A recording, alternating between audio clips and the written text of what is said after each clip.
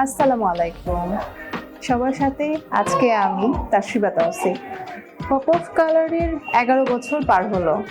জানি না আর কতদিন আমরা এখানে থাকবো, তবে এটুকু বলতে পারি যেখানেই থাকি যেভাবেই থাকি পপ অফ কালার অলওয়েজ আমাদের মনে থাকবে। আর জান্নাতুল মাওয়া আমাদের বোন, কিন্তু আমার কাছে মানে আমি ওকে ডাকি টিনকার। টিনকার ওর ডাকনাম। টিনকার মানে আসলে একটা ফেরি। ওই ফেরির যে অ্যাক্টিভিটি, এটা মনে হয় সবার মধ্যে সম্ভব হয় না।